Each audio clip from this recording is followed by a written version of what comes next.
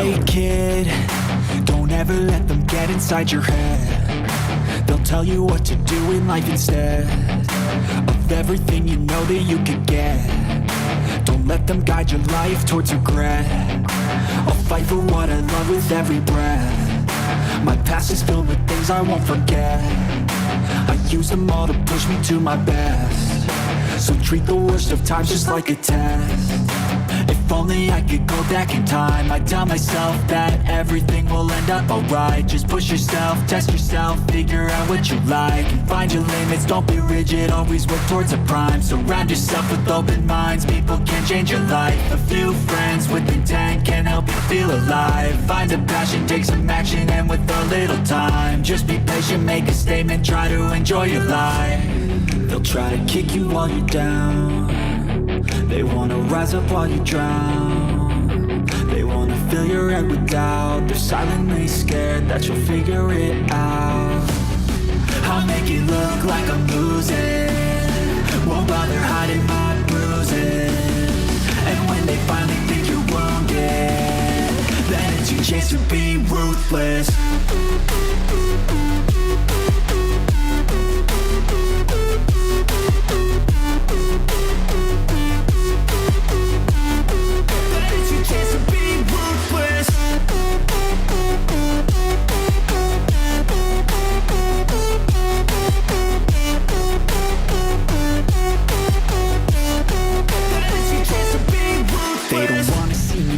They don't wanna see me care. Anytime I make some progress, I can see that they compare. I think everyone's against me, maybe something in the air. Am I paranoid? I swear a void is forming and they're scared I walk a straight path. Not many can say that. I like to play fast, cross me and there's payback. You better pray that I don't see your face at any place that I go. I know you hate that. I've been doing fine, I'm not wasting any more time.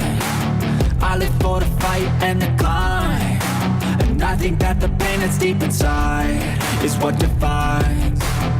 So I won't give up, I'm gonna make it to the top. I don't care what's in my way, I swear I'm never gonna stop. I could fall flat on my face and I swear I will get back up, cause I don't deserve a thing and the road ahead is tough. They'll try to kick you while you're down. They wanna rise up while you drown.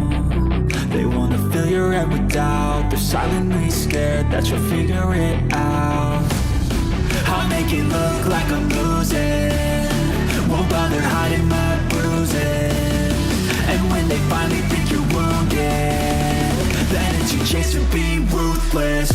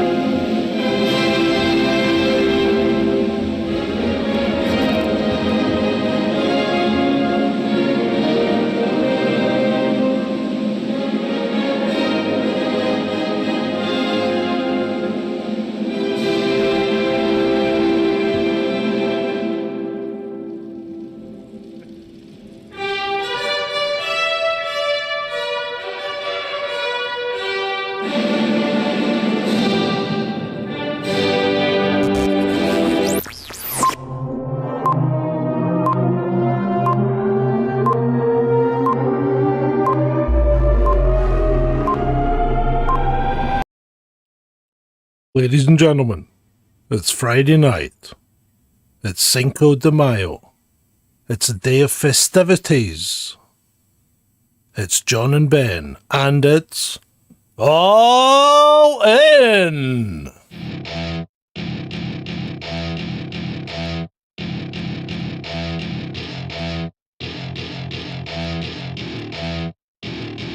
Welcome to my party, we're just getting started. A life is a dream or a nightmare scarring. Hand me a drink cause I think I'm going all in. Get me a shrink who can catch me when I'm falling. Cover up my scars, flip the handlebars. Crashing in my car, wake up in a bar.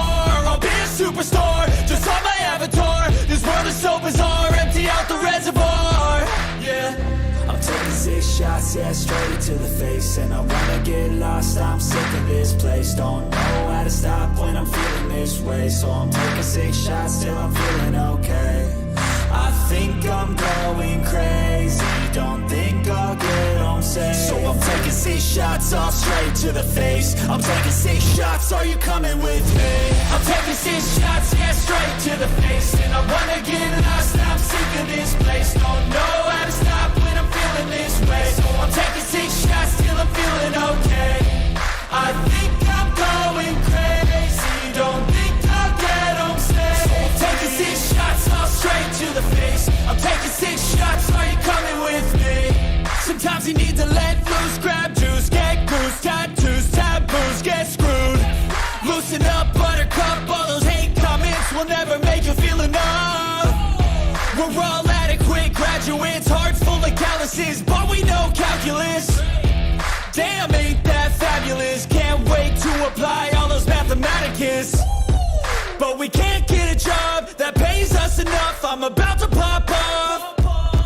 Fuck you, you're lost. We all know that we never really want a boss. So I'ma do what I want to, something I can't undo.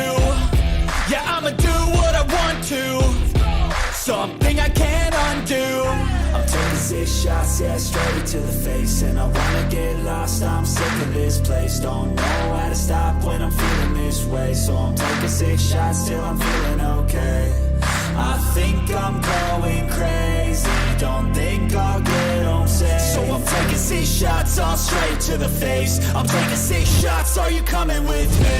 I'm taking 6 shots, yeah, straight to the face. And I wanna get lost, I'm sick of this place. Don't know how to stop when I'm feeling this way. So I'm taking 6 shots till I'm feeling okay. I think I'm going crazy, don't think I'll get home safe. So I'm taking 6 shots, all straight to the face. I'm taking 6 shots, are you coming with me?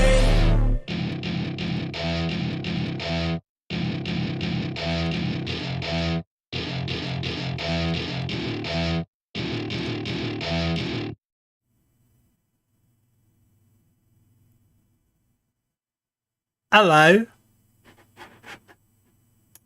Yeah, and they can even hear you as well now. Oh my! They can. You want? At least they didn't have to tell you that my audio was off. Yeah, So, well, you I've know, got to do 2 get things at quicker. once. I've got to switch the Yeah, video yeah. and the audio at the same time, and I keep forgetting to I'm do not- one of them. I'm not dressed for Cinco de Mayo, really, am I? I don't know what you're dressed for, mate. You're a right Well, sight. That's good. Andrew says pull the mic closer. There's a reason the mic's a little bit further away at the moment. 'cause- Oh. Tell you what, hold on. Try that. Talk to them now. I'll talk to them now. How does that sound? Does that sound better? Is that better? Is that better, troll room? Talk to me, baby. Speak to me. Yeah, I am. I had to turn the desktop audio up because I have to turn it down when Ed's on because he's so loud. Good.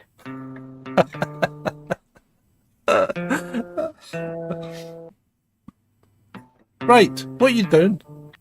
Oh my god. You can't play that song, can you? You have to play that. You. Don't do that. You'll end up getting the copyright strike.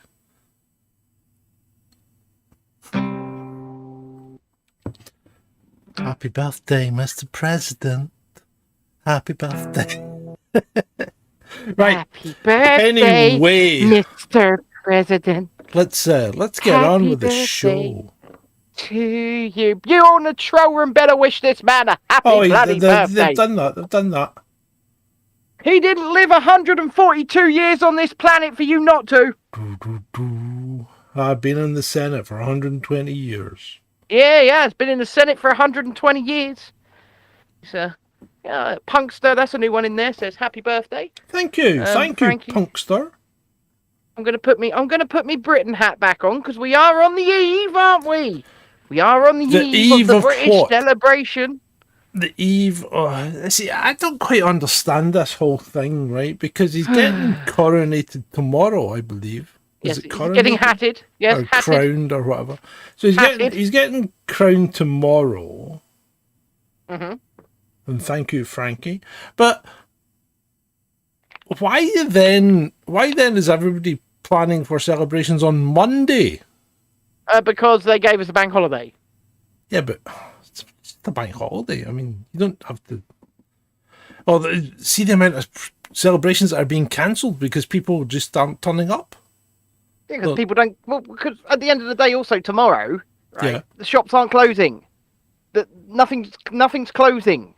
So you will be able. They might be shut for like an hour from 11 till 12. Some shops, Right. but it's a normal trading day for the most part. Well, it is here anyway. So this is probably also why people are planning for things on Monday, because on Monday, obviously, it will not be a normal trading day. But people aren't turning up to these things because they have to work, or they have other obligations, or they need to do things with their children. They don't want to go and watch a rich, entitled man get his hat. And I saw something earlier. I saw a tweet from Patrick Christys. I don't know if you know who Patrick Christys is. He's one of the presenters on GB News. And he got his little mobile phone out. He's like, oh my God, I shook the hand of the king and I asked him, are you nervous about tomorrow, sir? Oh, he's a journalist. I use the term loosely, of course. Use the term loosely, of course, yeah. He's a journalist, really? I thought that was just a normal punter. No, that's Patrick Christys, one of the GB News presenters. Oh my goodness me. So he's asked him anyway, are you nervous? And I'm thinking, you do realise that this man has no claim to this sort of status and position. It's no more legitimate. Now, go with me on this. His claim to a crown and the throne of Great Britain is no more legitimate than Patrick Christys' claim, or your claim, or my claim, or anybody else's claim, because he's told that he's entitled to this merely because of his birth. Yeah, well, I was thinking about this, right? And yeah, people are born into things that they never worked for, right? Mm-hmm. But that happens across the board. Because, like Donald Trump's kids will never want for anything. You know? No. Hillary Clinton's kid will never want for anything. You know? So they're born into positions that they never worked for and they fell into, and they're riding on the coattails of their parents, you know? Yeah, okay. So there is a slight From Julie C, happy birthday to you, happy birthday to you, happy birthday, dear Johnny, happy birthday to you.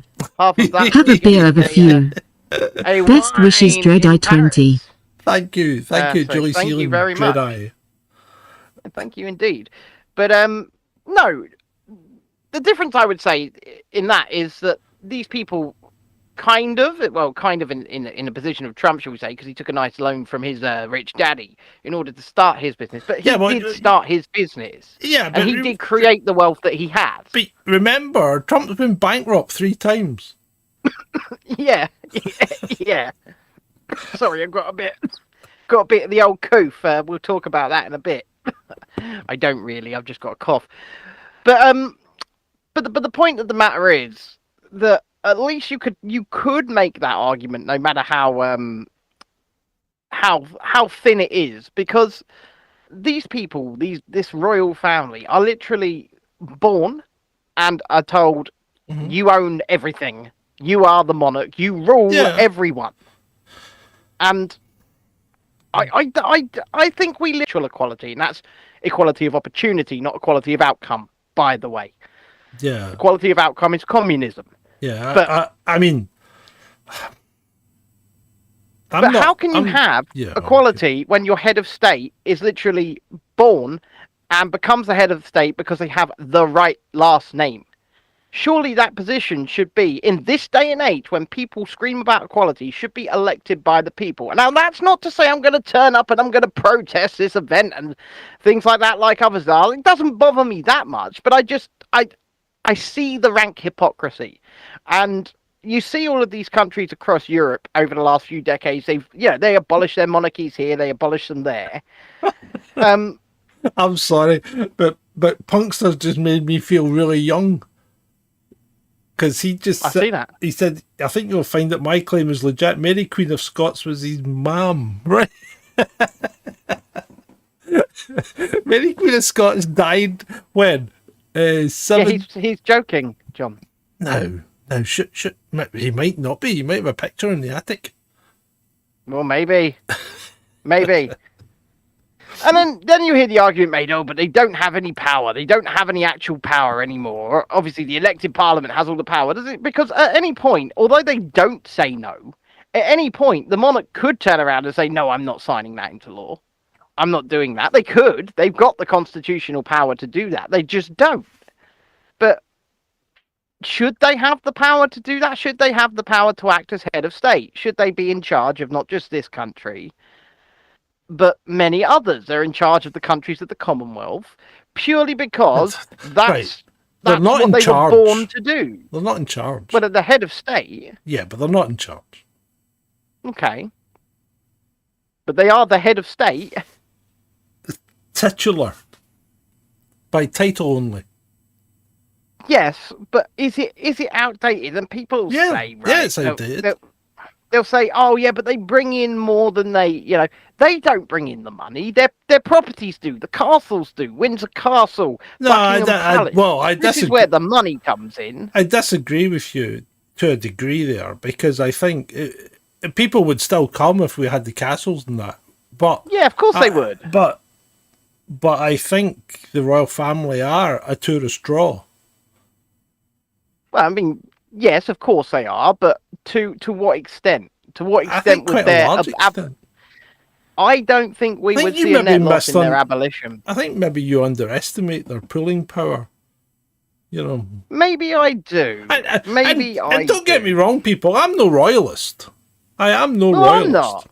I'm a Republican. I think we should, if we are to genuinely believe in the idea of equality of opportunity, then I believe that should also apply to becoming the head of state. I think that should be a position that anyone can aspire to and anyone can achieve. And they can achieve via the election process, just like anybody else. Because if we don't agree that that's, something that we would aspire to, then we can't believe in equality of opportunity. Not really. It's like saying equality of opportunity for everything except this family. This family are just above you all. And that just doesn't seem right to me. And it seems like rank hypocrisy from people who would argue for the idea of equality of opportunity, but still argue for the idea of a monarchy. But that's just me. Yeah, but you know what? I mean, the country is evolving as we speak on a daily basis, in fact. And really, I think the time will come when, yes, the royal family has gone and no longer holds a position of power or the position of influence that it has just now. But I think these things take time, because what you're doing here is, I mean, you've got hundreds of years of history that have to be unpicked.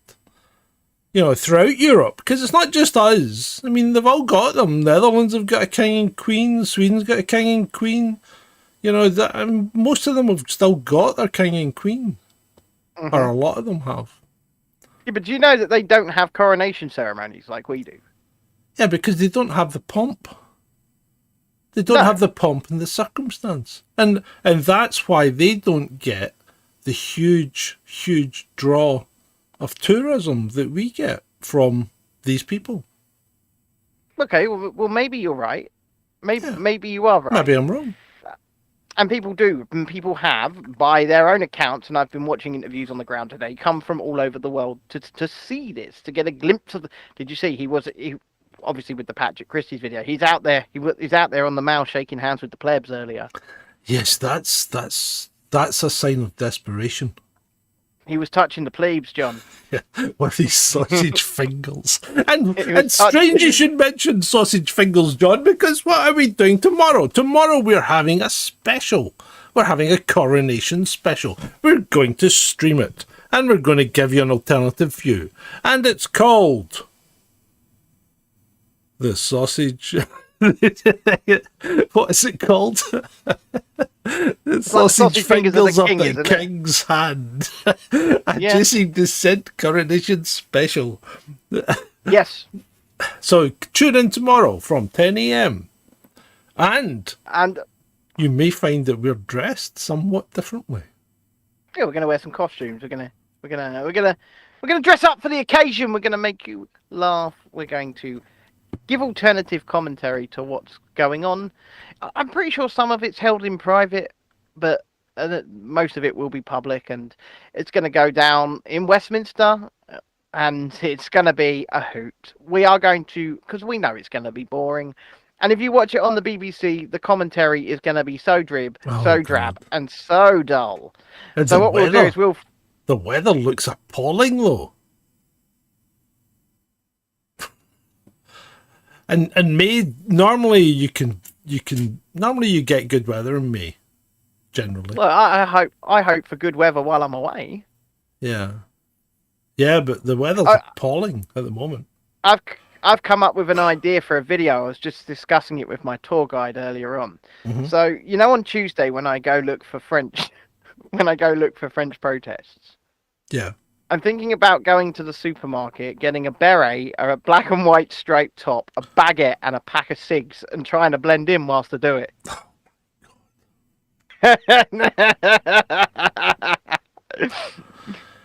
You as well picking up a string of onions as well, old boy. The most stereotypically French things we can find is the idea. We're starting at 10 tomorrow, Andrew. 10 a.m. because the plant whisperer, Sausage Fingers himself, is getting hatted at 11 a.m. and then it's over. Once he is hatted, it is over. We can go away. We've done our duty for the day as royal correspondents, because we will be your royal correspondents tomorrow. Does that mean can we put by royal assent or by royal approval on our stationery? Do we have stationery? I don't know. I'm going to get stationery printed. Chasing Dissent by royal ass. Because we ran out of the last 3 letters. Oh dear.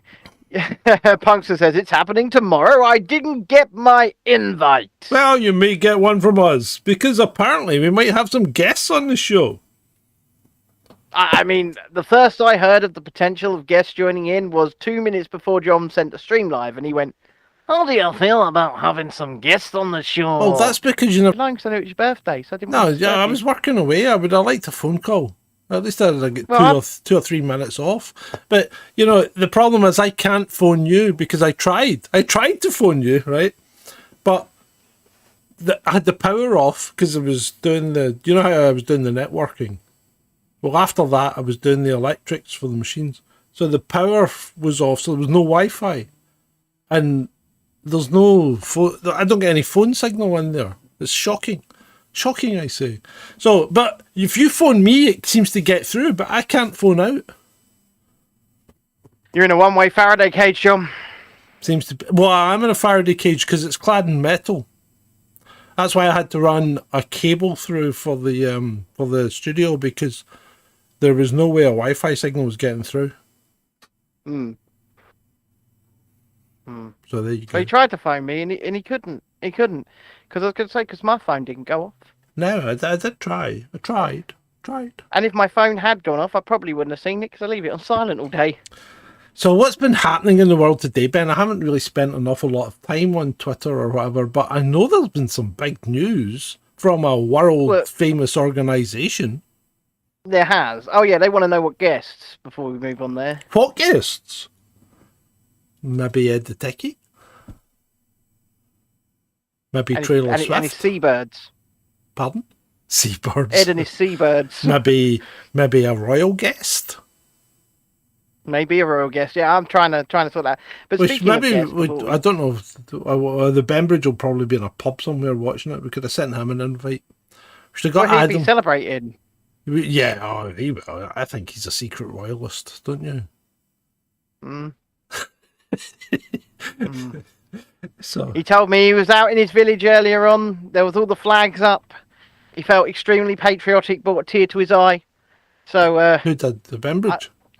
no, Adam. Oh, Adam. But we could get Adam on. We could get Adam on if Adam would like to come on. We could get Adam on.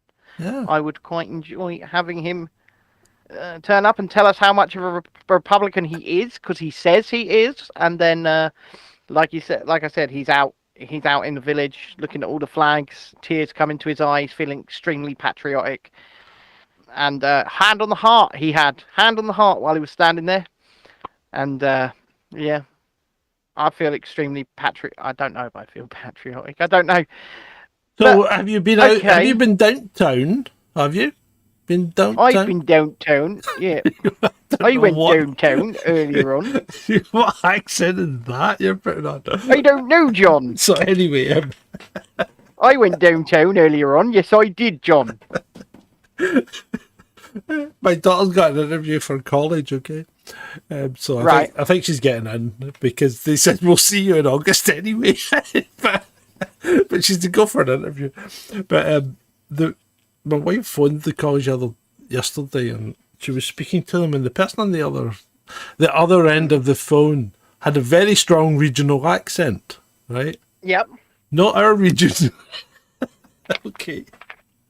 And I said, that's going to be a hell of a commute to that to that college. It sounds like it's in Islamabad or somewhere.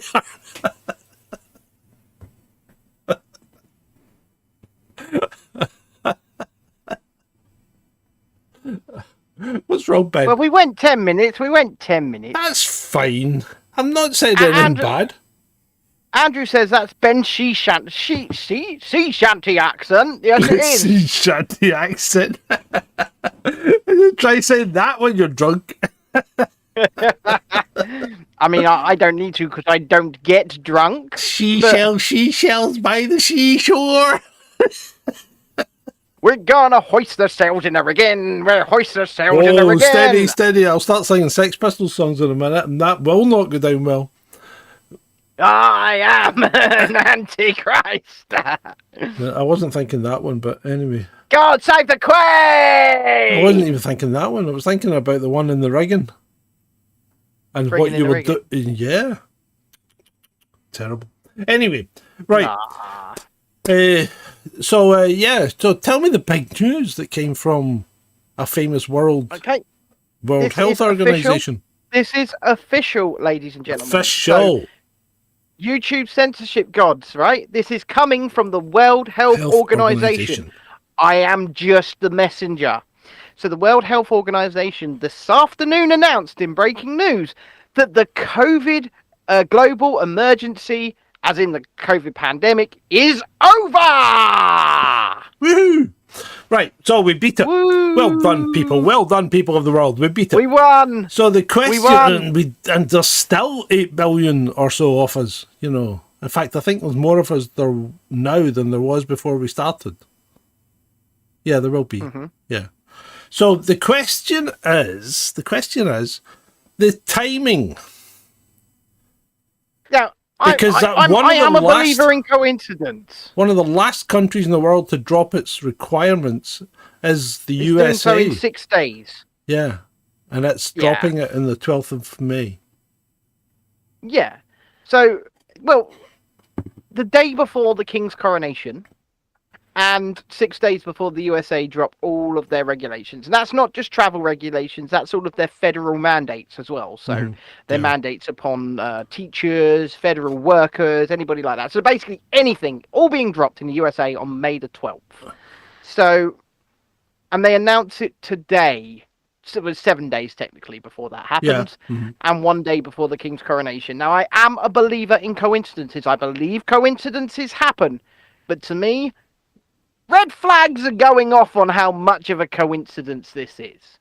So I imagine there was a lot of foresight, or at least forewarning, that this announcement would be occurring.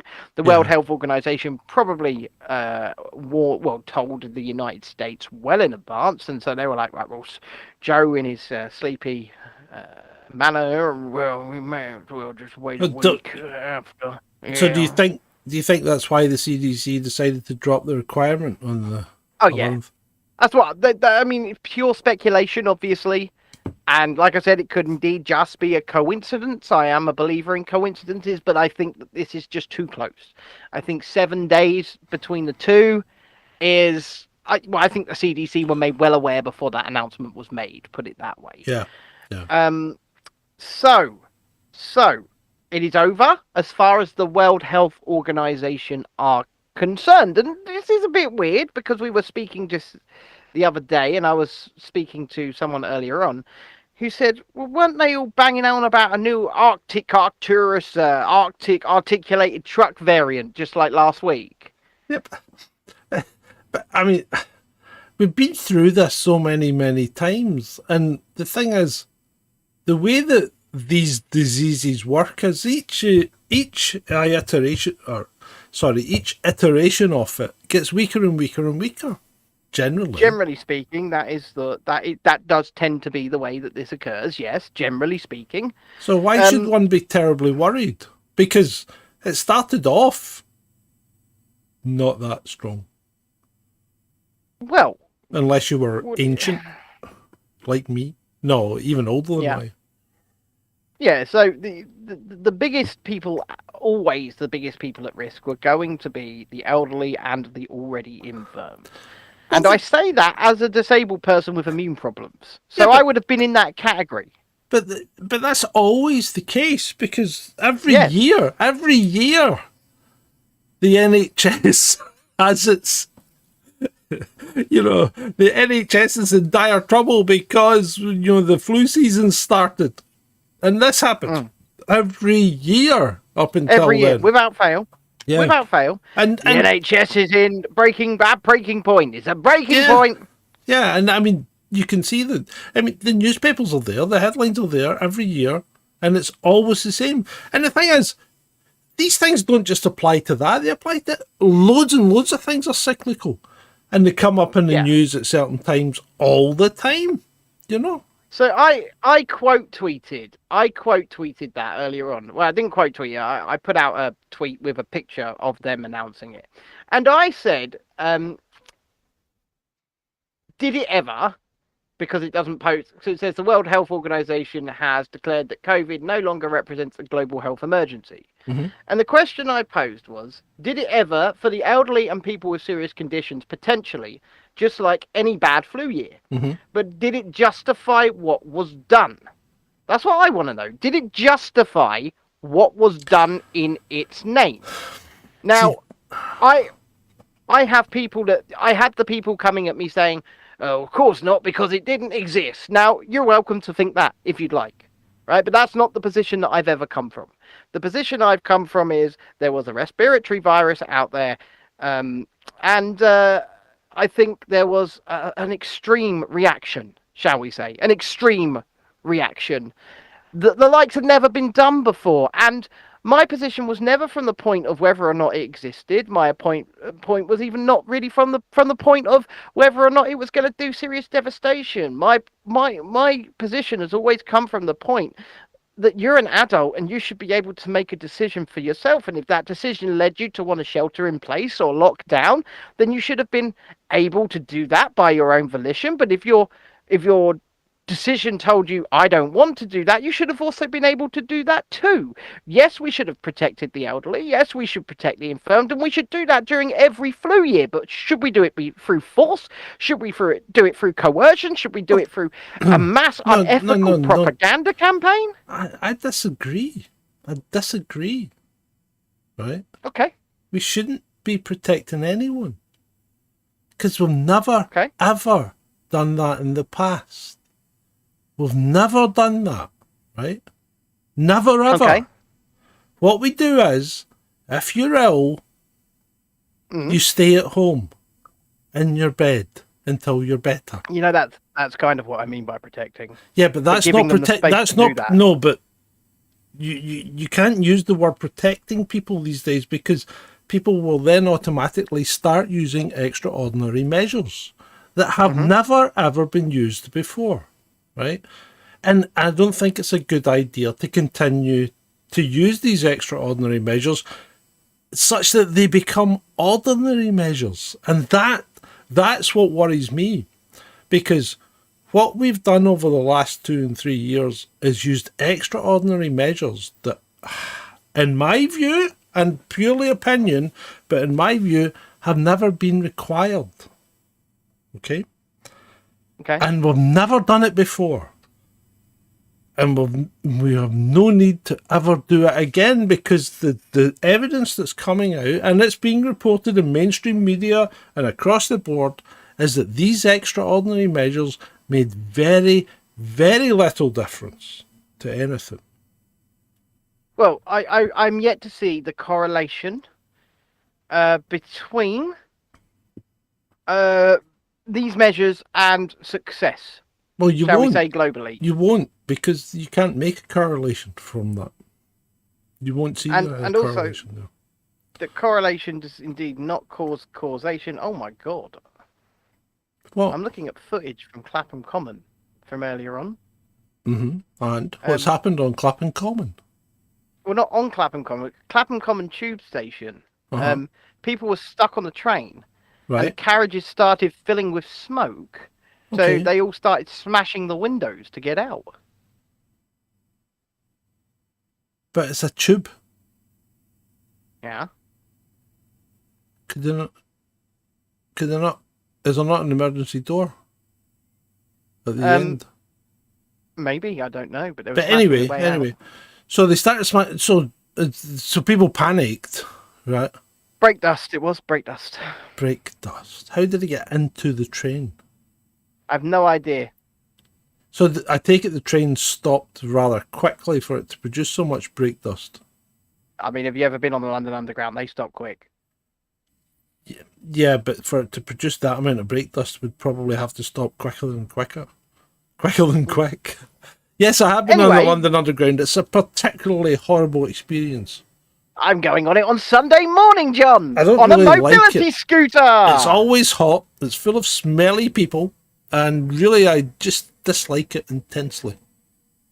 Yeah, so I'm going on it on Sunday morning on a mobility scooter. Wish me luck. I've never paid on the London Underground. Well, my train ticket No. just No. includes it. No, but think about that. I've been to London a number of times and I've never paid for the London Underground. I'm not sure you'd be able to do that anymore. No, I can't do it now. I know I can't do it now. But No. as recently as what, as recently as 2018, I was on the London Underground and didn't require to pay. Interesting. Very interesting. But, So but think about still- that. Think, how did he do that? I don't think you should share those secrets. Take them to the grave, John. I'll put it in my book.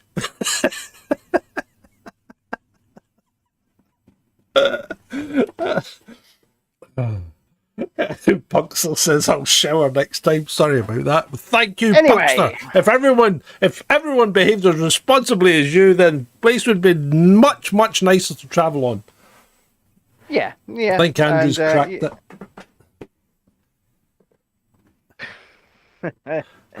Anyhow, going back to what we were talking about, I also take umbrage with the so-called behavioural insights team. Now, this is a group of people who spent years creating fear campaigns, propaganda campaigns, campaigns of untruths, and you also have members of them in the last 6 months coming out and saying what we did was unethical.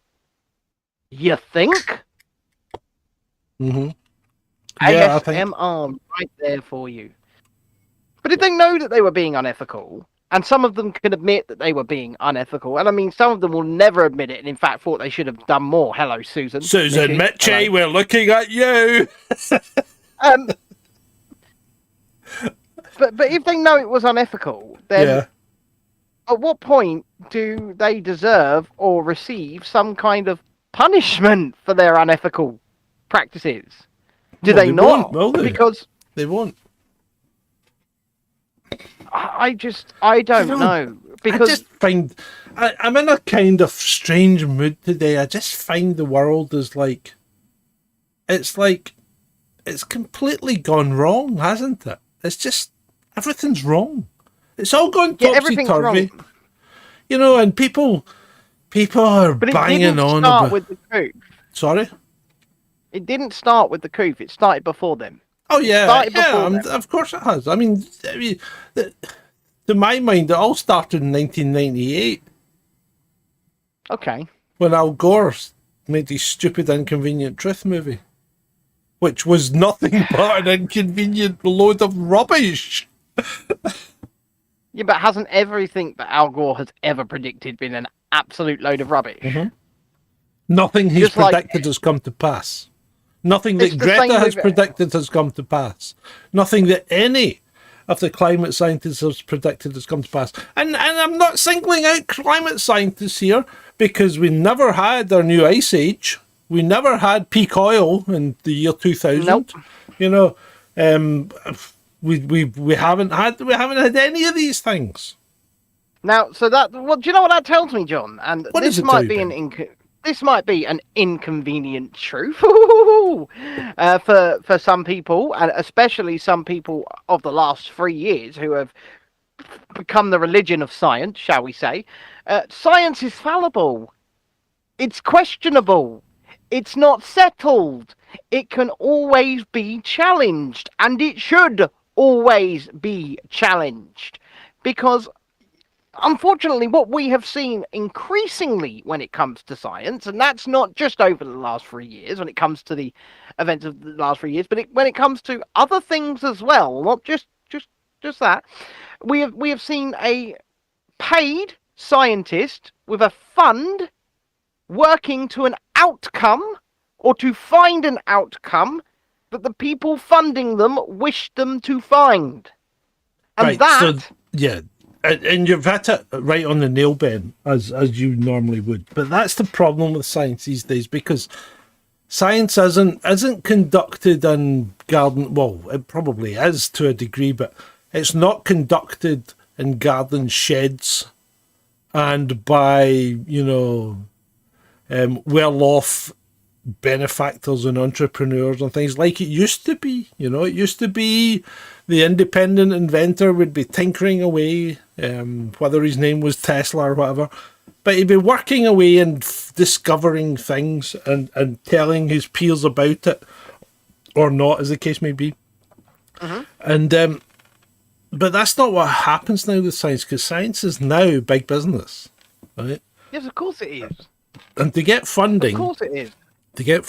you have to be doing something that big business are interested in. And big business aren't interested in an awful lot of things that you might want to look at. No. So, science is really, it's just been polluted, by It has. by corporatism. Corporatism is, I think, to blame for much of what's gone wrong with the world. And if those funding the science don't like the outcome, they either stop the funding or they tell you to go back and make sure you find a different outcome. Yeah, they'll just bury And- it, yeah. But that's not science. That's it is to an extent. It's propaganda. Well, it's a bit of both, isn't it? But Yeah. science, just like anything else, just like this show, is fallible. It's not going to be. Right, so Andrew raises something here and this is something that I'm not. My understanding might be wrong here, and by all means, point it out to me if you think I'm wrong. But hedge funds own an awful lot of stocks and shares in companies, right? They do. They own a lot these days. But they don't necessarily exert an awful lot of influence on how the company runs. No, because they just want to make money, and if the Yeah. company can run a certain way to make the most money possible, the hedge fund is going Yeah. to tell the company to do that. Certainly. Yeah. Now, the only ones that seem to be messing with people, but not directly messing with how they run their company, but what they're doing is they're putting this thing called ESG and this ESG score into the pot when they decide who to invest in. So what they're doing I mean, indirectly, that's largely BlackRock. yeah. But what they're doing is Larry Fink, right? Okay, let's call it for what it is. Larry Fink is possibly the most evil man in the world. But what they're doing effectively is they're turning companies into working towards the ESG score rather than working towards their shareholders and their profits. Yeah. Now, if you want to have a good ESG score, which means BlackRock will then invest even more money in you. So BlackRock aren't turning around and going, you need to do this. So BlackRock don't have to bother doing that. All they do is you say your ESG score is blah. And you think, well, that's either good, in which case BlackRock will probably put more money in, or it's bad, in which case we need to change things to put more money in. And Netflix tried this, didn't they? Quite famously. Netflix tried to bring up their ESG score and failed miserably on the other side because all their all their customers went, we're not watching that. And deserted them. And that Bye-bye, Netflix. That is the power of the market, right? And that should have told all these people that are working towards ESG scores there and then that that's not necessarily the way they should be going. So, hedge funds don't get it right all the time, but hedge funds are only there to make money. So, that's the one thing that really annoys me about Larry Fink. Because why is he putting these things in place that are directing the direction of companies to go down particular routes? What's his objective? What's behind that? That's what you need to find out. It's not financial. No, it's not financial. That's the thing. It's not financial. It's changing the culture of Western civilization. Yeah. So why is he trying to do that? And that's the question, and I just don't know. Maybe we should try and ask him at some point. Just turn up to one of these events and say, "Oi, Larry, what are you playing at? What are you doing, Larry? Yeah, maybe. What's the purpose behind this?" Mr. Jungle Griffin says he's trying to destroy it, and I imagine it being Western culture and Western civilization. I'm not... See, I don't know, because... Undoubtedly, up until about 10 years ago, Western culture, Western civilization was some of the most free on the planet. We're some of the most free civilizations on the planet. And then I'd say probably since before then, but certainly over the last decade, they being our government, collectively, have been encroaching on us with little laws, just little laws at a time, exerting more and more and more power and control over your freedom. So the state has been encroaching upon our lives, and that has definitely accelerated over the last decade or so. And I think it came to a head just over 3 years ago when the state finally came out and said, we've got the balls to do what the Chinese have done. And I mean, I believe it was Neil Ferguson himself, Professor Neil Ferguson, who turned around and said, well, we thought we'd never get away with this because it's what the Chinese do. Yeah. And we did. And the reason that they did get away with it is because of all the little things that they've been doing to encroach and encroach and encroach and encroach.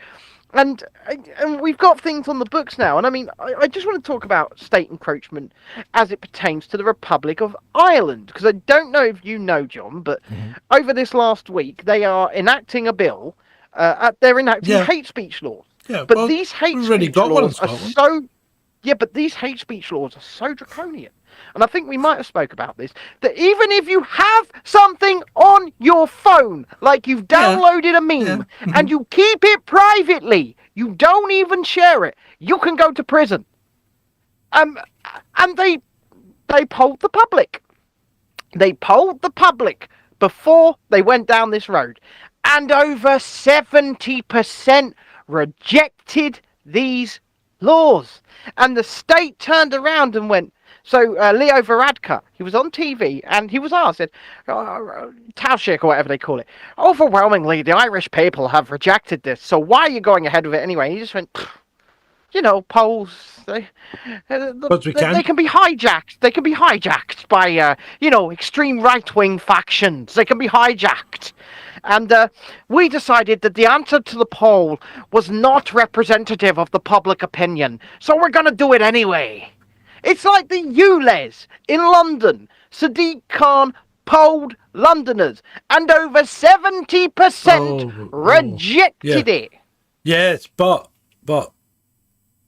Sadiq Khan also cooked the books.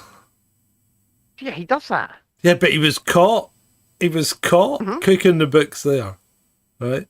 And you can see that the ULEZ has been rejected by the fact that people keep taking the cameras down.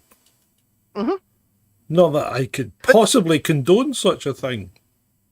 But still, these draconian hate speech laws, which are going to put people potentially in prison in Ireland, were overwhelmingly rejected in the public consultation. And the Irish government said, the public that responded don't represent the public, and therefore we know what the public want, because we're the state. Yeah, because and we know. That's the New Zealand model, isn't it? We are your single source of truth. But the point of the matter is, Shalini says judicial review in June or July, perhaps. But when you put out a public consultation as an elected government, and the people that you're representing, because remember, when people elect you, they elect you to represent their interests, not to tell them what to do, to represent their interests. So you work for them. And when the people that you work for tell you they don't want something, guess what? You don't do it. That's how it's supposed to work. But that's not how it's working. Sadiq Khan, supposedly represented by Londoners to represent their interests, when the Londoners turn around and tell him, no thanks, mate, no, don't bother doing that. You work for us and we're telling you not to do that. He goes, you know what, I'm just going to do it anyway. No, the judicial reviews for ULEZ, is it? Well, he's bought he paid for the cameras with taxpayers' money before he did the public consultation. Yeah, before. Right. So I was thinking, I was having a little thought there as well, and I'm thinking back. I think one of the reasons that that Westerners like Larry Fink and things like that are moving to try and encourage immigration is because they're really worried about who's going to pay for them to remain in the positions of power that they're in, and who's going to pay for their pensions and who's going to support them, because Western civilizations are generally across the board suffering from a low birth rate. So our population is aging quite dramatically. And the problem is, if you don't have enough young workers to pay for the old people, then you end up, you can't support an aging population. No. And that's why we have such unbridled immigration. Because they want it. The government really does want it, because it wants people in to try and pay for the old people. But the problem is, you're not necessarily getting the right people. That's the big problem. But the problem is, you don't know who you're getting. With these boats that come across but you're the not channel, you just don't know who they are. You're not getting the right people, because they're not going through proper channels. And this is where, and I really don't understand why the left of centre politicians seem to want to allow unbridled migration, because, well, having said that, they've now they've sent the troops into New Mexico. They've declared the state. They have Biden declared a state of emergency, and they are sending troops in to stop them coming over the wall, or the wall that's not there. So they are sending troops in to seal the border because it is leaking like a sieve. So that's how bad it's got.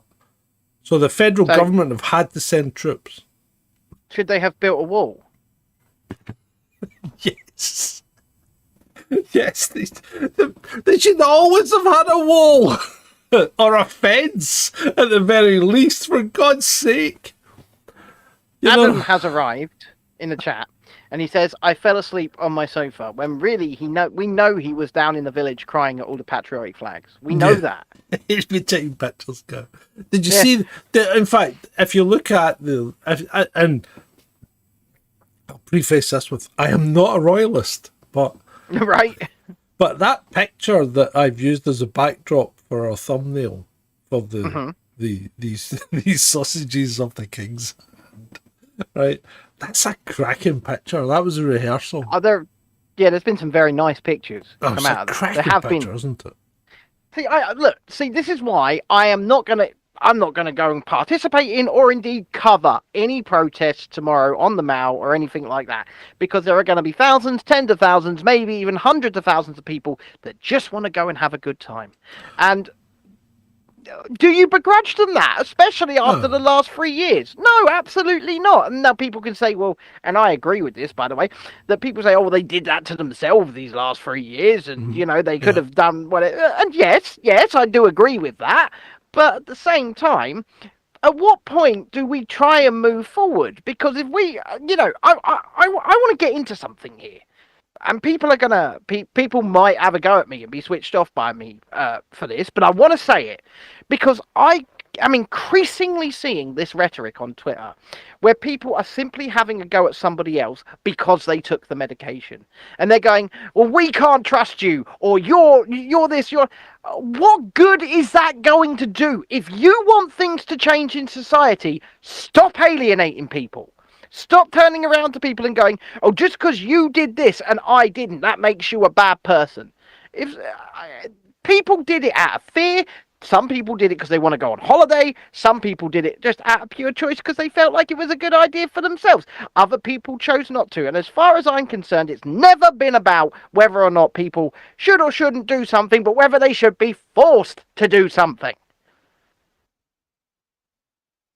Yeah. If we keep having these fights and these divisions, how are we ever meant to move anything forward? How? Well, but you're not. You're not supposed to move anything forward because you're supposed to keep fighting. That's why we have a two-party system, to divide us and to have us fight against each other, because if we're fighting against each other, we're not looking further up the tree. Okay. I see the term floating about on social media a lot, pure blood, and I hate it. I absolutely hate it. It doesn't matter, because if you're fighting against each other, then nobody's looking up the tree, and everybody's leaving them alone. Divide and conquer, baby. Yeah, divide and conquer. It's a well-known and well-used technique, and they use it all the time. And we fall for it every time because people are still doing it. Like even yesterday during your local elections down there in Englandshire, right? Mm-hmm. It's like Tory scum, and far left idiots or whatever. It's like what does that achieve? I'll be honest, right? I'll be honest. I have voted many times in my life, okay? I haven't voted recently because there's nobody to vote for. And in fact, I've even gone along to voting stations and written no credible candidate on the bottom of the paper. Yep. Because there never is anymore. But no. Having said that, I have voted many times. I have voted, right? And I'll be brutally honest here for you, right? I voted Conservative. I voted Liberal. I voted SNP. I voted Labour. right? At some point in my life, I have voted for every party available to me. And guess what? Nothing changed, no matter who you voted. No, did it, John? nothing changed at all. Didn't make any No, difference. didn't make any difference because it's the system. The system that is the problem, not the candidates, not the party.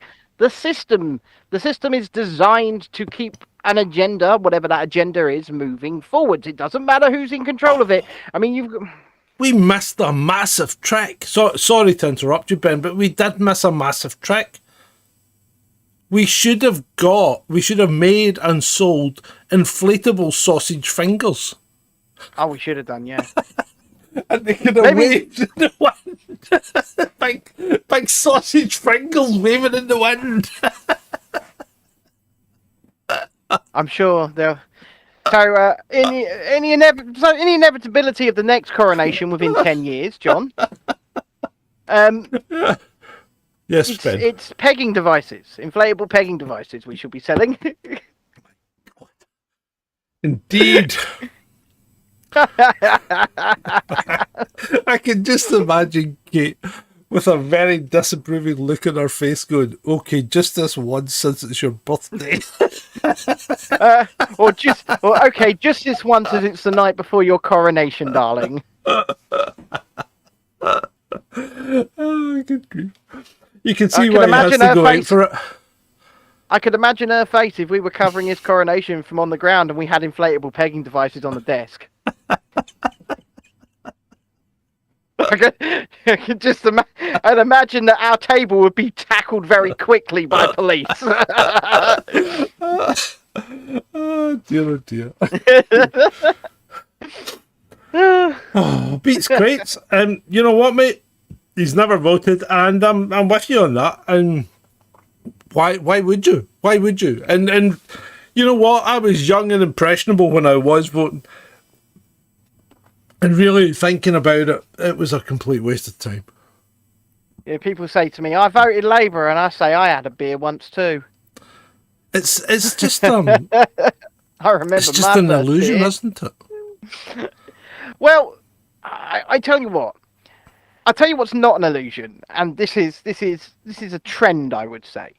So you get people voting for what they see as the liberal left, the communism, the far left, you know, the hippy dippy, everybody lives in a utopia parties when they're 18 to 30. And then when they're 30 plus, they've got a mortgage. Well, they probably never will have a mortgage now, but still, they're paying bills, they're paying rent, they're paying everything else. They go, I'm going to vote the one that offers me the lower taxes. Actually, I'm gonna vote for them. Yeah. And usually that's Conservatives. I say usually because that's not the case at the moment. Yeah. But yeah. So I that's not an illusion. Everyone moves from the sort of liberal left to conservatism by the time they're about 30 to 35. Some don't. I mean, you know, that weirdo that runs Just Stop Oil, whatever is now, you know, the one that owns a farm, gets arrested all the time. But some don't. Peter Tatchell or whatever his name is, he's an environmental activist, and you shouldn't be allowed to vote until you're at least 40. I'd say 25. 25 is ridiculous. 40. You shouldn't have to pick the subjects you're going to study at school until you're 30.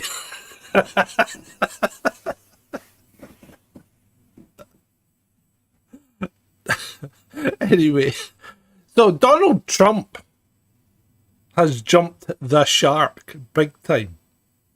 In what way? Are you talking about his interview with Nigel Farage? Yeah.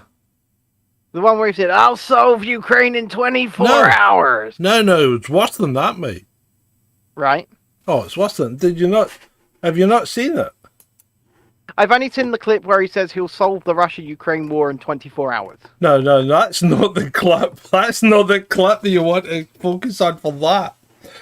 Right. Donald Trump takes a brutal swipe at Nicola Sturgeon and Bombshell, right? And says she was anti-business and a negative force for Scotland, and says Humza will be much better.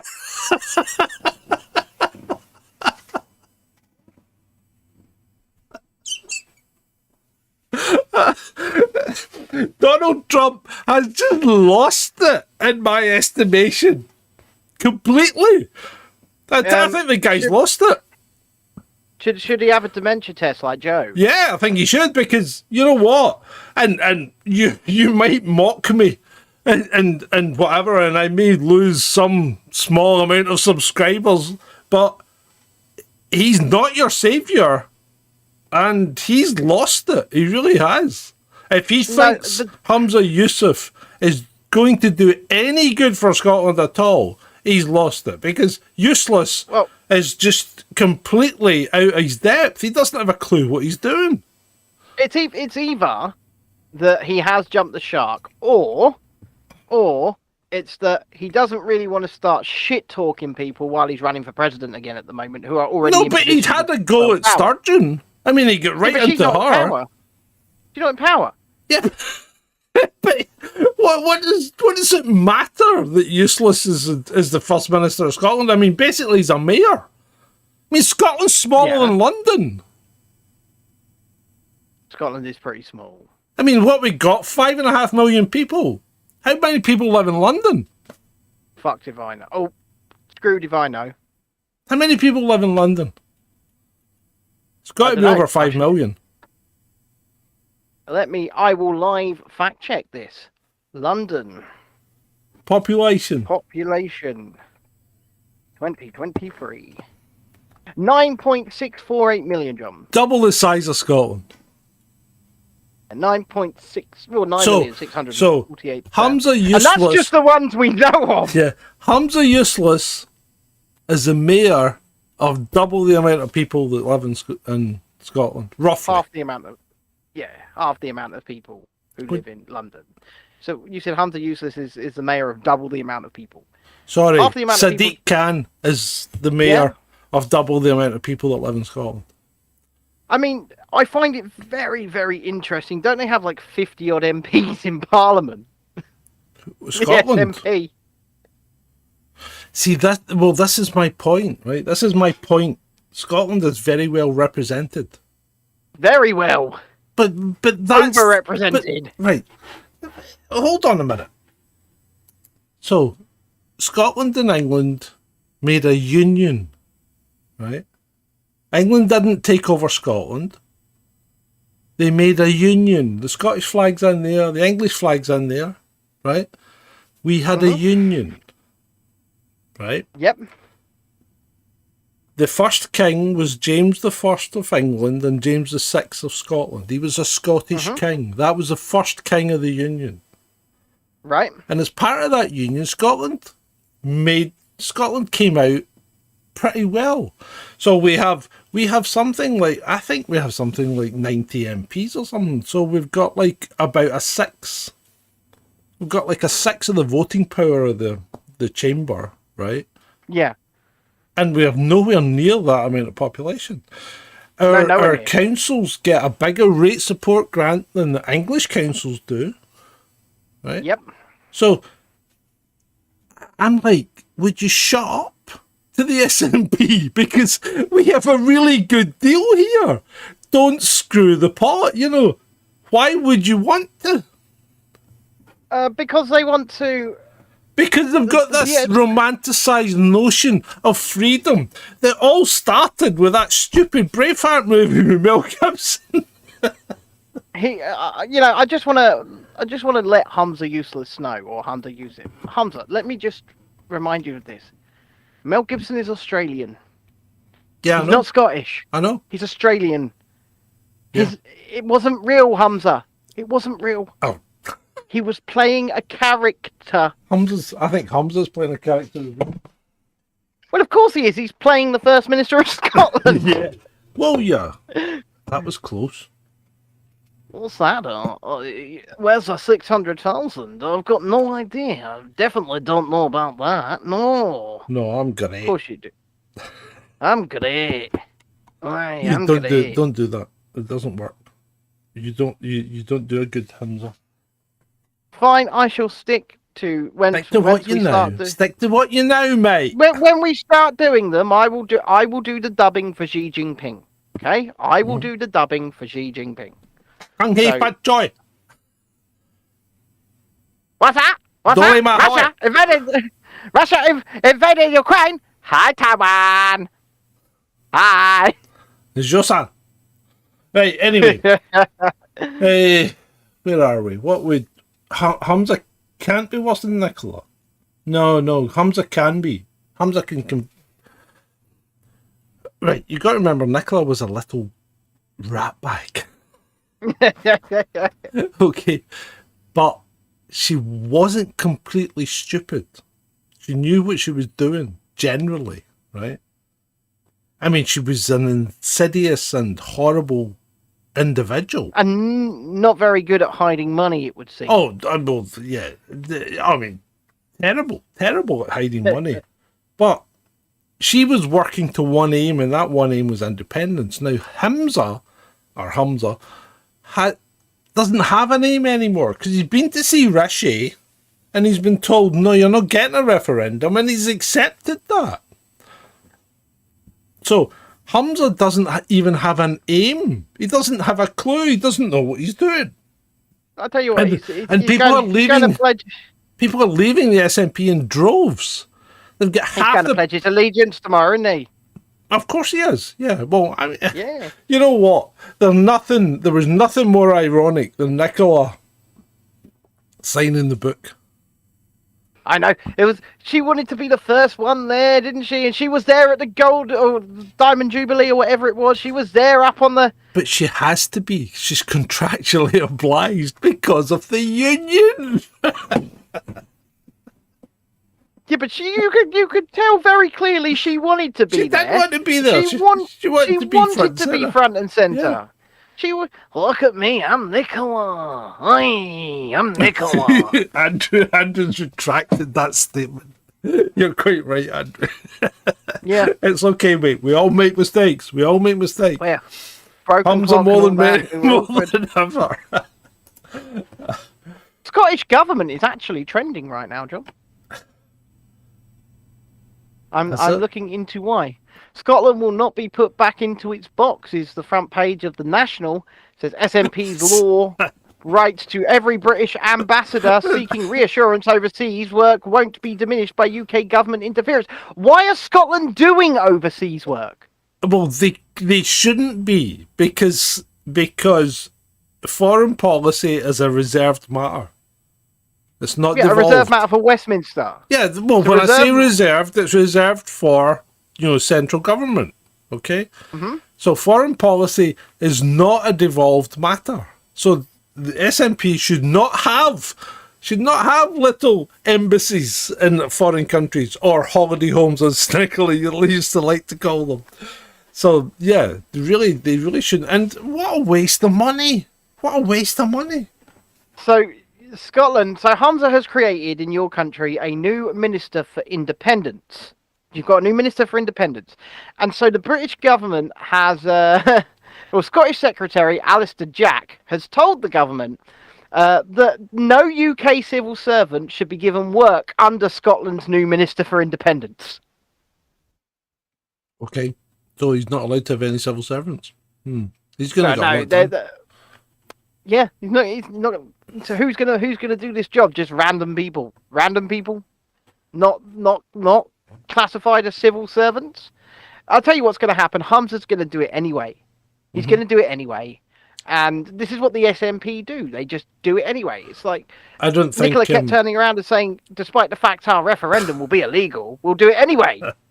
Yeah, despite the fact that we've spent billions on ferries and we should really have pulled the plug 2 years or 3 years or 4 years ago, we'll just keep throwing money at it.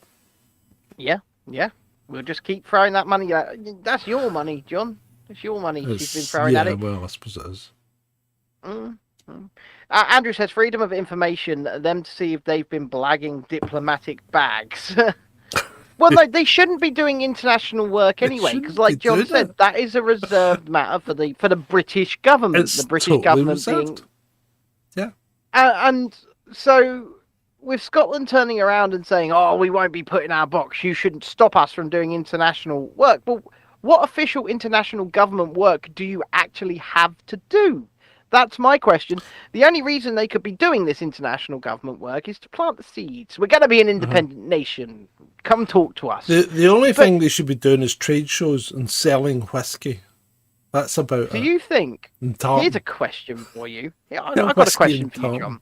Go on, Ben. It seems at this point, and I'm not sure if the results of the local election are really anything to go by, because despite the fact Labour have absolutely trounced all over the Conservatives at these local elections, these local council elections, they've walked all over them. Only 30% voter turnout. Ooh, So- that's not good, is it? It's one of the lowest voter turnout margins in history. Well, that So is only- good. Do you not think that is good? Well, I don't know what it tells us. Well, it tells me that people are disillusioned with this system. That's what it tells Perhaps, me. yeah.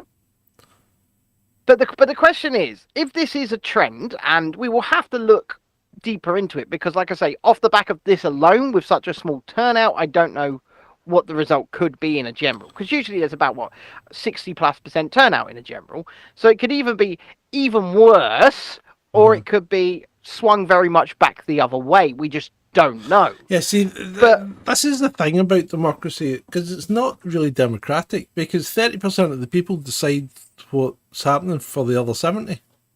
Mm. Because if 60% turn out to vote, and 50% of that 60%, you know, swing the vote to their party, that's only 30% of the people voted. I mean, that's usually what happens. So Yeah, usually the that's what I'm majority saying. party- Democracy is not really fair because it's always minorities that make the difference. Yeah, but that's the first past the post system. That's what's not. But that's fair. what we use. So, Well, that's what you I use. agreed. That's what you But the use. question I have for you, is this: it looks, tentatively based upon this, that Keir Starmer will trounce his way to number 10. Keith will be Prime Minister if there is another general election. Keith.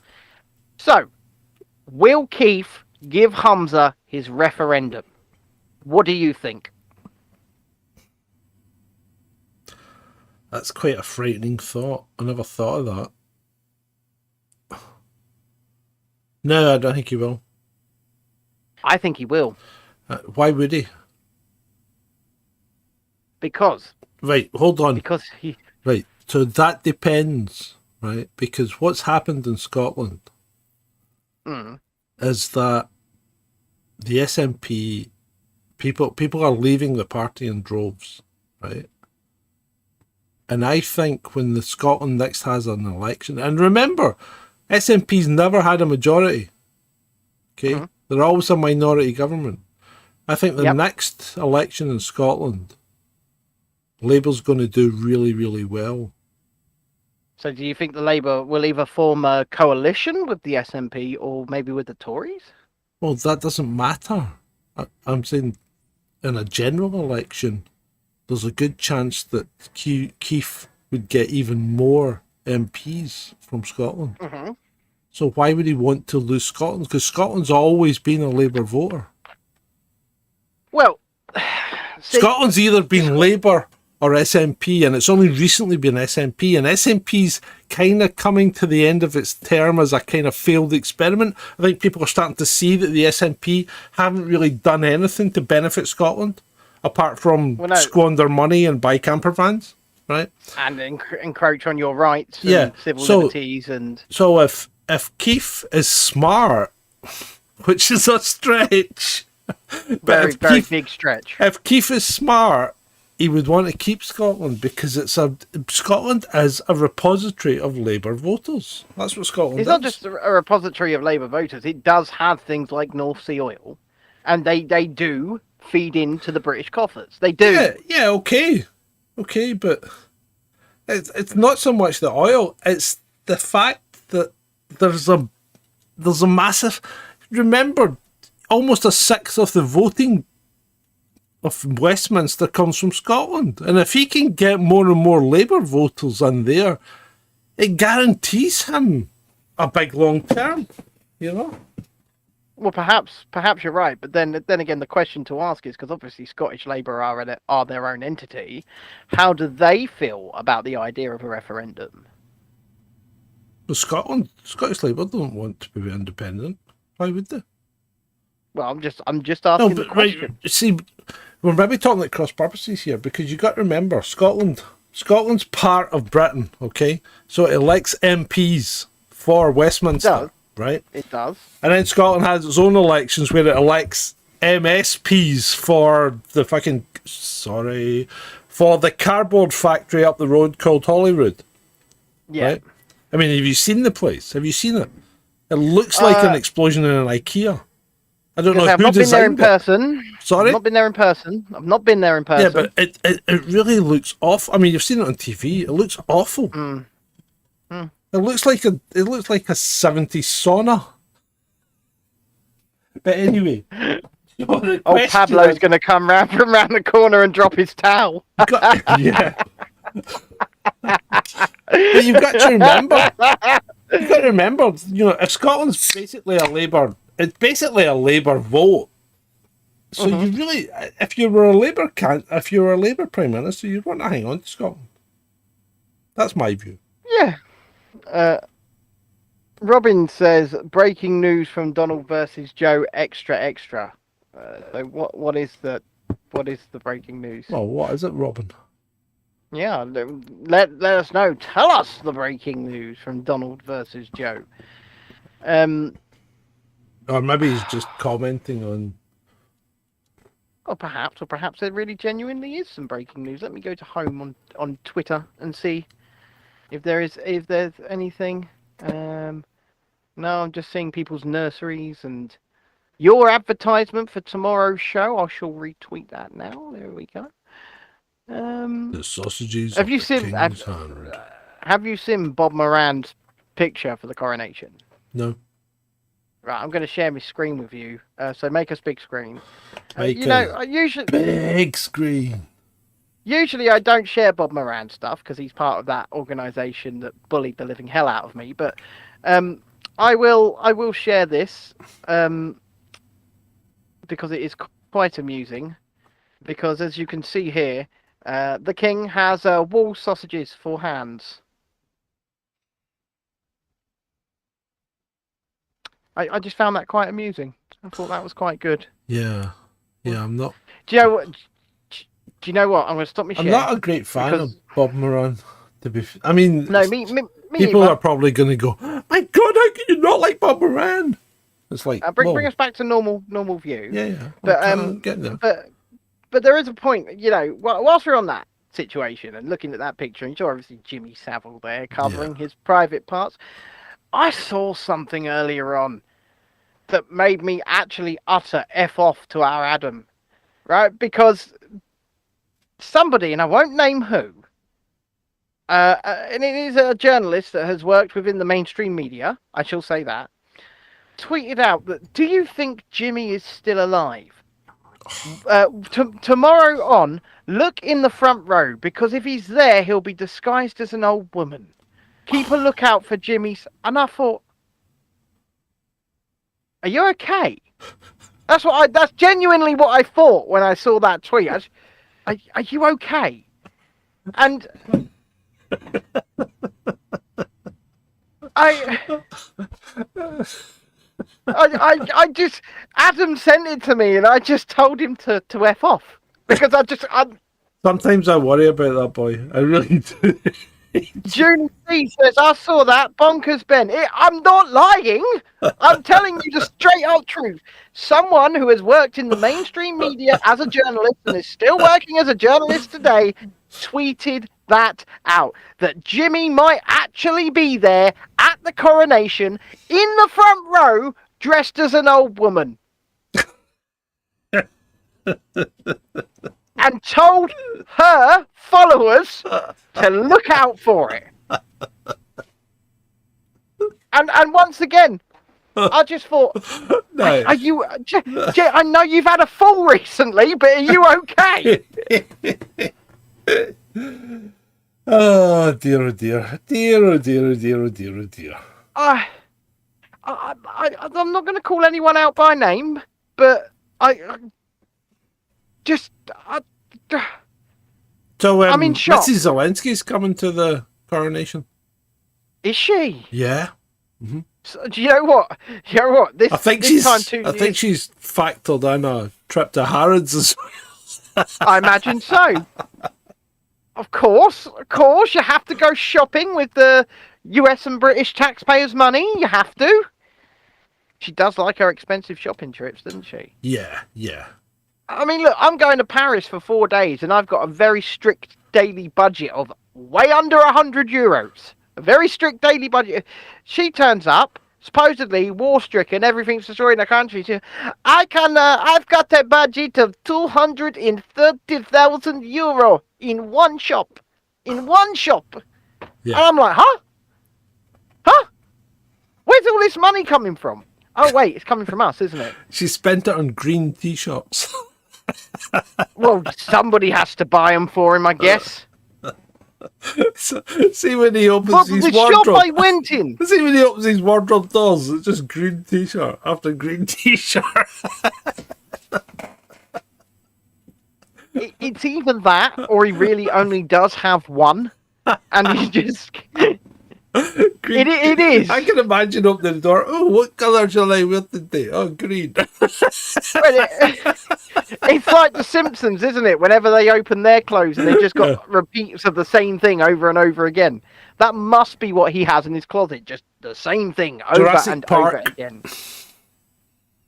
Jeff Goldblum character Yes. always wore black because it removed the problem of having to make a choice as to what you would wear that day.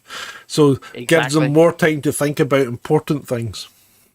Exactly. And do you know what? That's how I used to think as well. I used Did to you? only wear black. Yeah. Because it was just, okay, something black, chuck it on. It's black, Yep. chuck it on. Yep. Mhm. And because then you don't have to think about it. You don't have... And also, when I was way fatter than I am now, it made me look slightly trimmer. Because that actually does work, you know. Don't know why, but it does. I mean, my face looks slightly slimmer right now than it probably is because of the black hair. Yeah. And I'm aware of this. I'm aware of it. And I'm exploiting it. And I'm using it. Make myself look better, John. Good. Make myself feel better. Because you've got to feel good about yourselves, ladies and gentlemen. So You've got to feel good about yourselves. Sweden's brought us many things over the last 3 years. Okay. Freedom, mostly. But it's brought us a real cracker now. Go on, then. So, eating human corpses could solve the global warming crisis, says Swedish scientist, as a possible way to combat the negative impacts of climate change. Let Cannibalism. me debunk that right now. Go on. So let's say in the United Kingdom, roughly 1,400 to 1,600 die on average per day. Yeah. Right? Yeah. How Yeah. is 1,400 to 1,600 going to feed the other 70 plus million? I don't know. Well, yes, No, it's no, I not. know what you're saying, but hold on. There's a problem there. Go on, then. Because if people die of certain diseases, you can't eat them. Yeah. Well, but the point I'm trying to make here is supply does not meet demand. No, And that's it why wouldn't. You need to go down the kind of what was that Cloud Atlas route Mm-hmm. of eating people in their prime. Yeah. Soylent The Green. supply will never meet demand on such an idea. Soylent So it's Green. debunked at that. It's debunked at that stage immediately because it sounds bombastic out there over the top, but it could never work. There is not enough to go around, and that's just if you look at it like that. And if you look at it from the moral aspects, no thanks, no thanks. Yeah. But you know, John, the cannibals of Papua New Guinea call white people long pig because it guess tastes where like, I'm not going on holiday, John. It tastes like pork. Guess where I'm not going on holiday, John. That's just been struck right off the vacation list. Not interested. Shan't be going there. You know, when you've lived a relatively long time, you do gather an incredible amount of useless knowledge, don't you? Yes. Well, mind you, it might have saved your life because you could possibly have gone to Papua New Guinea and thought, "Oh, I'll maybe take a trip No. into the jungle," and then be captured by cannibals and mistaken as long pig. No, okay. I will say this: I am far too, and I'm going to use the word autistic for that, because anytime I go somewhere, I need to know every little thing about it, or I will not go there. So I have to know every little thing, or I won't go there. So believe me, this one would have come out. This one wouldn't have got past me, shall we say? Okay, so China and India China and India. Yep, China and India have said It's where Greta should really go and protest. Well, yeah. To be fair, what is Greta doing these days? Is she just hanging out the pictures and eating popcorn? Because I haven't seen her for ages. Yeah. She does turn up at the protest. She got arrested a couple months back in Germany, didn't she? Yeah, I know, but I'm actually fake arrested. I'm actually hoping that she's maybe starting to live her life. Don't be silly. But she's 20 now, so maybe she's starting to exert a little bit of independence. When they find the younger model, she'll be able to do that. They've got to find the next one. Yeah, but they haven't used her for ages. But anyway, well, right, I say, she does turn up. So China and India have proposed to get rid of any timelines for reducing fossil fuel use. Mm-hmm.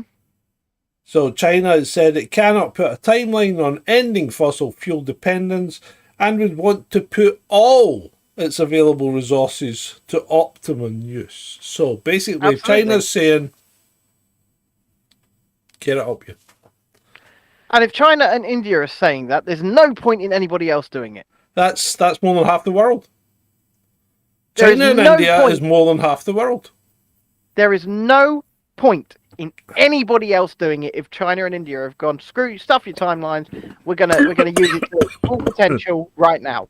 And we are I think less than our little island. I think is less than 1% of global emissions. Mute yourself, John. There you go. I don't think he's muted on the show. I think he's just muted for me. I think you can all probably hear him coughing still. Come on, big guy. Get it together. Jesus, he's really going for it. You got a lateral flow test there, John.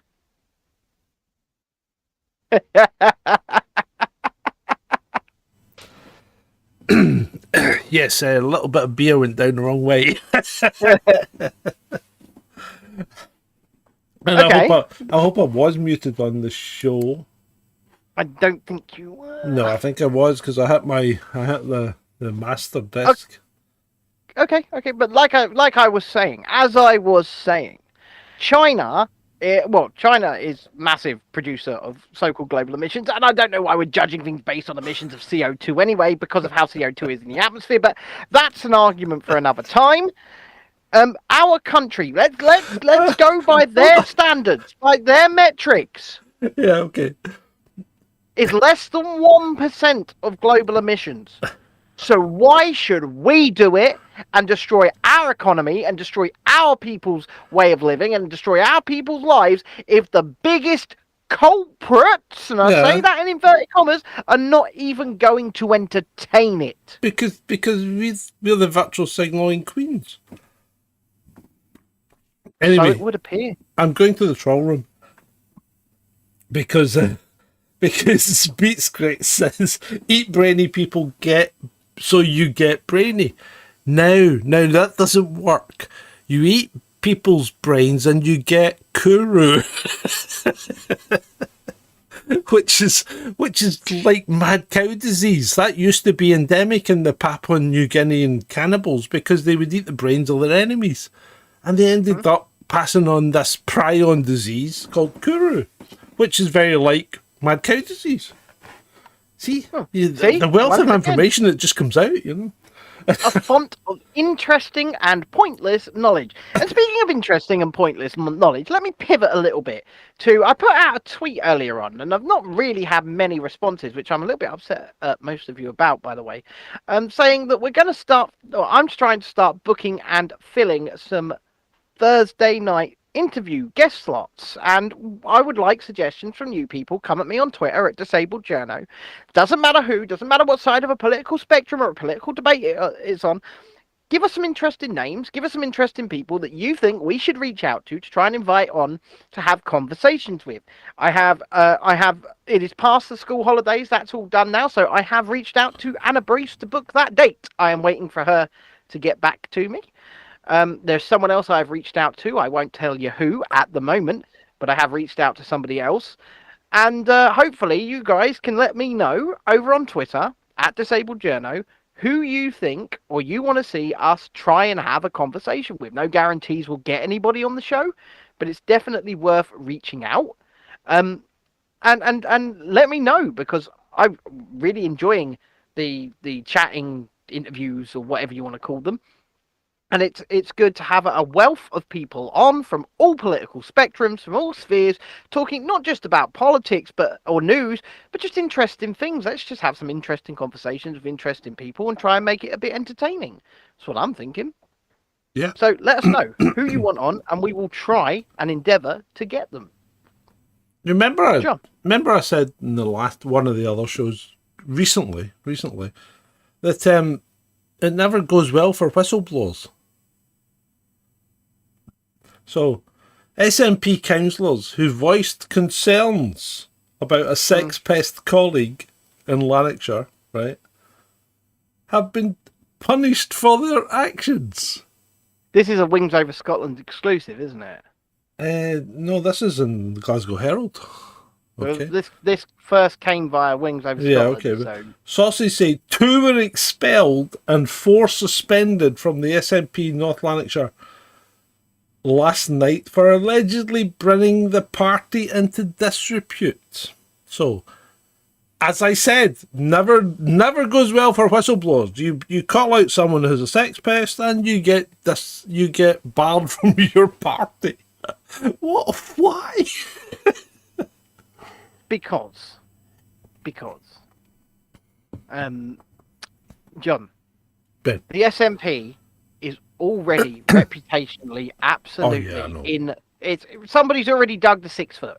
Somebody's dug the 6 foot already. Oh, I the know, grave's I know. open, and what they don't need is anything else. So what they'll do is, if something like this comes along, they'll go, "Oh no, this is going to destroy us even further. Kick them out quick! Kick them out quick! We can't have this." So Rebecca Cunningham has responded to our tweet about tomorrow. You're commanded. Did you like that? Yep. You're commanded to watch the Coronation Special by Chasing Dissent. We will mock. You will laugh. Okay. So Rebecca Cunningham is going, this is the only way I could stomach it. Thank you, Rebecca. I like that. A little round of applause from me to you. The weather Rebecca, looks appalling there just now. So is the weather appalling here just now? Probably. That's out there. I'm in here. It's not leaking. That's good. It's not leaking, so we're not raining, I don't think. Because if it were raining, we would be leaking, because I still have not found the source of the leak. I don't have the money to go investigating the source of the leak. You run your cable yet? Anyway, moving on, John.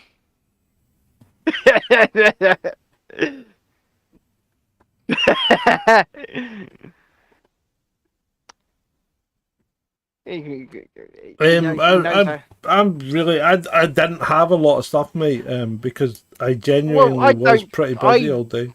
Don't think we need to do much more. I'm not going to lie, right? These shows, they don't have to be bang on 2 hours. They have to be as long as they are entertaining.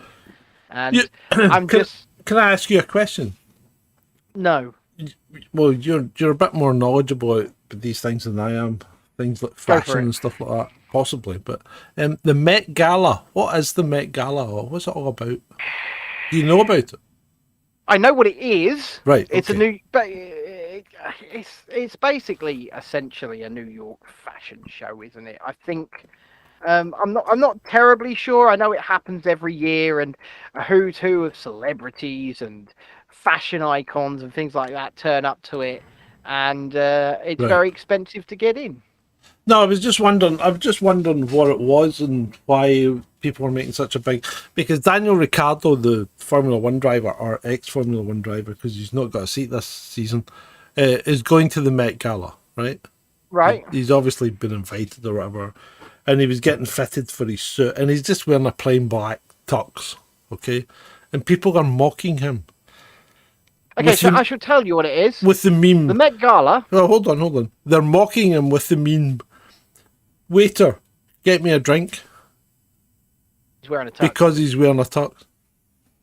So the Met Gala, or Met Ball, formerly called the Costume Institute Gala, or the Costume Institute Benefit, is an annual fundraising gala held for the benefit of the Metropolitan Museum of Art's Costume Institute in New York City. The Met Gala is popularly regarded as the world's most prestigious and glamorous fashion event and social gathering, and is known as fashion's biggest night. An invitation is highly sought after personalities who are perceived to be culturally relevant to society amongst various professional spheres, including fashion, film, television, music, theatre, business, sports, social media, and politics. Social media included now and then. Hi.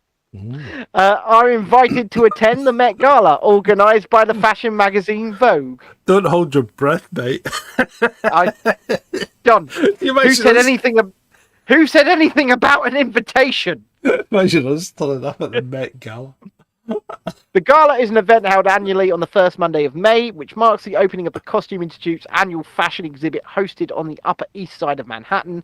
Many of the attendees are depicted on the covers and pages of Vogue. Each year's event celebrates the specific theme of that year's Costume Institute exhibition, which sets the tone for the formal attire of the night. Do you remember when AOC turned up to the Met Gala in a dress that said "Tax the Rich" on the back of it? Yeah, I'm sure that went down well, didn't it, with all the attendees? Yeah, I'm sure. Well, I mean, she's not exactly short of a bobber to herself. Well, not anymore. No, not anymore. She used to be a pint puller. That's what she used to do. She used to be a pint puller. Yeah. And then she somehow got the Democratic Communist bloody nomination. And ever since then, now she's in a high-rise apartment with an infinity pool. And just driving around in a Tesla. Yeah, I know. Oh. Yeah, we should try and go to the Met Gala in years to come, John. I didn't say anything about an invitation. I just said we should try and go. What? Just turn up, try and walk in with the cameras on. Crash it. Well, maybe crash it, or maybe just blend in. Just blend. Look like you belong. How are you going to do that, Ben? I'll cut my hair. Maybe not. Maybe just leave your hair long. Yes, leave my hair long. Who are you? I'm Jared Leto. I just got fat. That's who I... I'm fat Jared Leto. Hi, I'm old George Clooney. I'm Jared Leto. I just got fat, honest. I'm George Clooney. I just got fat. I'm turning out better looking than George Clooney now. I agree. We actually used to look pretty similar round about. Now George Clooney is starting to look like a ball bag. Yeah, he is, huh? He is. He did age gracefully for a time. Yeah. And I think that time has passed. Yeah. Starting to fold up like leather. And on that note, I think it might be time to start bringing it down. And if you haven't already, I am going to ask you to please like the video, subscribe to the channel, share. But other than that as well, I would like you to think about heading over to a link I'm about to chuck in the chat. And not the ones that are going just there. This next one, which is our second channel, because there will be more content from me on the road over on that second channel. Over the next week or so. It is called Real Reviews. There will be some interesting, amusing content from my travels. We will also be back here tomorrow morning at 10 a.m. 10 a.m. So thank you, Beats Crate, for saying you enjoyed the show last night. I quite enjoyed it as well. There was an annoying guy in chat, though. Trying to keep you on the straight and narrow, John. I don't need keeping the straight and narrow, mate. Well, I was supposed to be at the cinema, but I had a medical incident, which meant I couldn't leave the house. So I was like, I'm going to troll this chat. Yeah, I'm going to troll this chat. Yeah, you could. The amount of time you spent in chat, you could very easily have been at the cinema.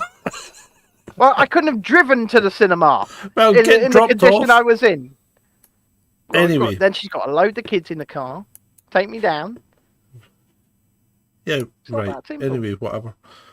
Right, so yes. It's been a low-key all-in, I think. I think it's been low key, but I think it's been very relevant, very poignant, and very on point, as we always are. You don't get content like this from any other creators. You don't get the dynamic like this from any other creators. So make sure you spread the word, because nobody does it quite like we do. Thank God.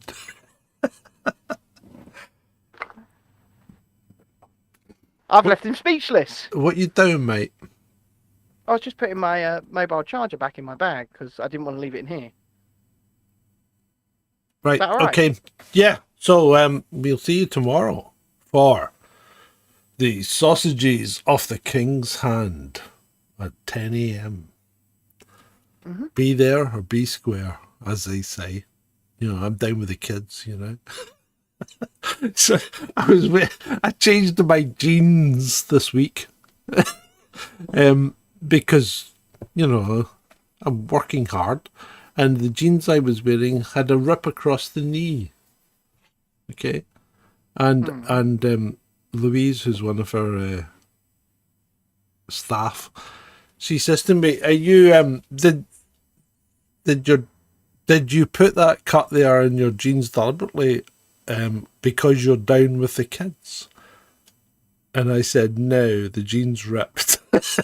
Do you know what? That was your opportunity to just go, yes. No, Yes, no, I did. no, I'm not going to do that. I'm not. A You know what? Ballsy.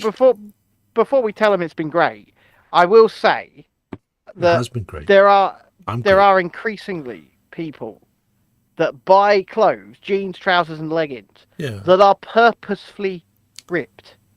They sell them ripped, Yeah. and I don't understand it. It's fashion. I don't.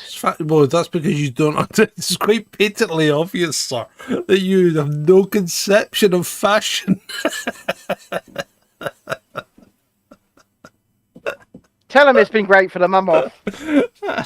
And with that, I'd like to thank every one of you for attending this episode 30 of Chasing Dissent All In with John and an empty chair. It's been great for you.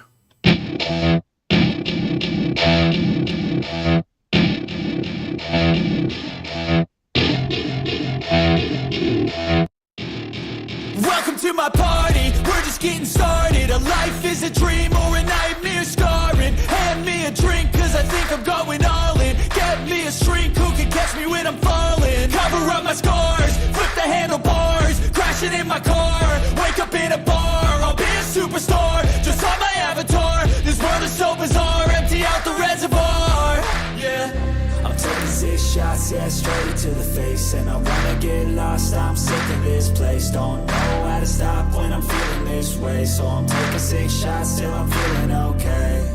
I think I'm going crazy, don't think I'll get home safe. So I'm taking 6 shots all straight to the face. I'm taking 6 shots, are you coming with me? I'm taking 6 shots, yeah, straight to the face. And I wanna get lost, I'm sick of this place. Don't know how to stop when I'm feeling this way. So I'm taking 6 shots till I'm feeling okay.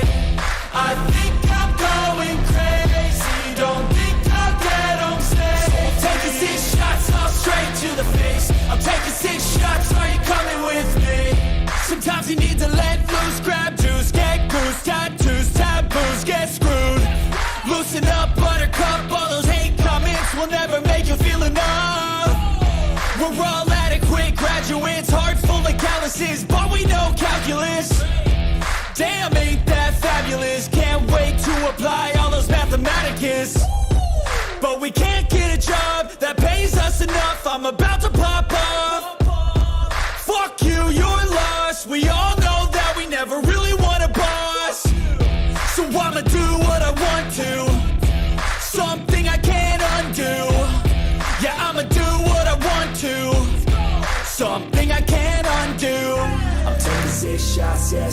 to the face, and I wanna get lost. I'm sick of this place, don't know how to stop when I'm feeling this way. So I'm taking 6 shots till I'm feeling okay.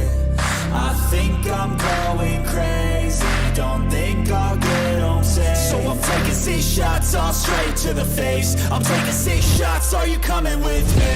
I'm taking 6 shots, yeah, straight to the face. And I wanna get lost, I'm sick of this place. Don't know how to stop when I'm feeling this way. So I'm taking 6 shots till I'm feeling okay.